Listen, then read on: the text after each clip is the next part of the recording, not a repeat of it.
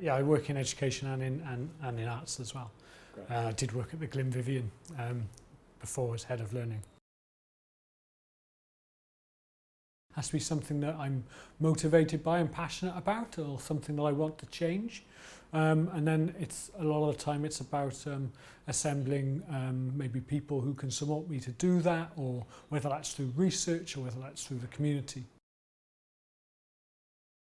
There's been a sort of paradigm shift really over the last 10 years in terms of what an artist is asked to do, and that has many impacts on what an artist does in the studio, or what an artist does in terms of what an exhibition space is, how museums and how they can support that, but also I suppose the fundamental thing about being an artist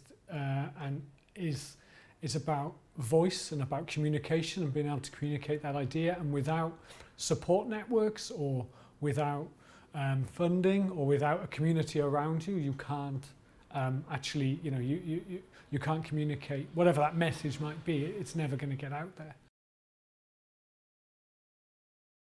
There feels like there's a precipice that we're going to fall off because of Brexit and different things, and the sort of potential end of capitalism, I suppose. But then there's also something, as an artist, I'm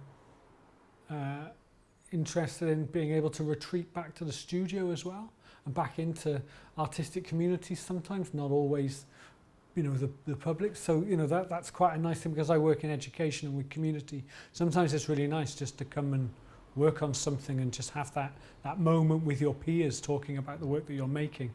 South Wales particularly feels like there's more artist-led projects than there has been for a very long time here, and there feels like a real energized, there's a real energy, and there's a real motivation behind people staying in South Wales, or people coming back to South Wales, or moving to South Wales.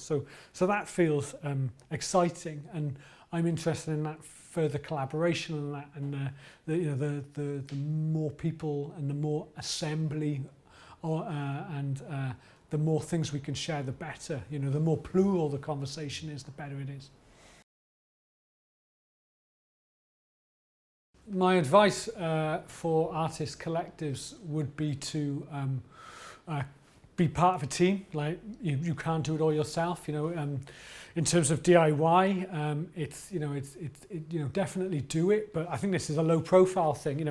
You can do it, but don't do it all yourself. And that's key. Have people around who can support you. They don't have to be artists. They don't have to come from the same background from you. You can have different. Completely different ideas about the world, and that's probably the healthiest relationship to have, is that people who you don't agree with, actually, and that'll probably create the most interesting projects, the most interesting work, and potentially create the most interesting world as well.